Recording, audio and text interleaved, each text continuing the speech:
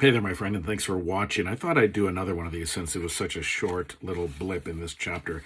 In this book, A Guide to Living in Balance, I always treat my books very nicely, so I was horrified when this book came apart at the seams. And it's because it's almost as old as I am. And even I'm in better shape than the book, I'm happy to say. But very weird book. No offense to Dr. Frank S. Caprio, who wrote this many moons ago, but I think psychology just develops at such a rapid clip these days that when you read older psychology books, sometimes they don't age so well.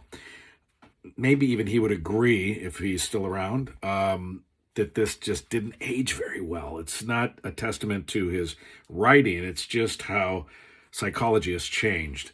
I don't recommend the book. I'm not a fan of this book, but there's one chapter that really grabbed me titled Nervous Fatigue. And I'm doing a short series here of short videos going over the different 9 suggestions and 9 tips for avoiding nervous fatigue, as the author calls it.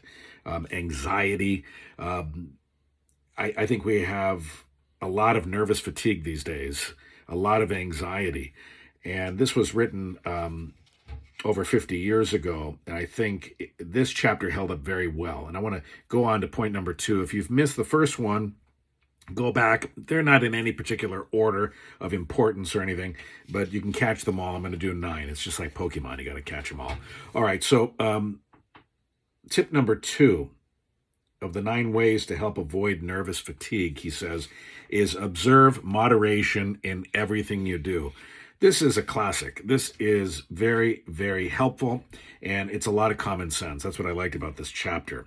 He says, an excess of anything is harmful. The excessive use of coffee, cigarettes, and alcohol increases nervous tension.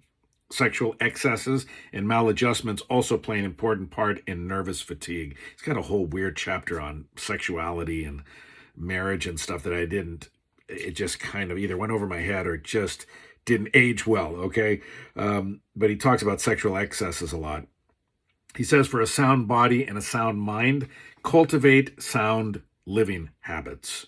So that's the second suggestion he has for avoiding nervous fatigue. Observe moderation in everything you do. If you like what you see, if you like what you hear, please join my Hues from the Heart podcast. I talk about this stuff all the time, everything from metaphysics to the law of attraction to health and wellness, an emphasis on mental health, and just all the things that add up to making your life better and being a better human being. It's called Hues from the Heart. You can find it at huesfromtheheart.com and on patreon.com/Spencer Hughes. I hope you'll check it out. Thanks a lot for watching, my friend, and we'll talk again real soon.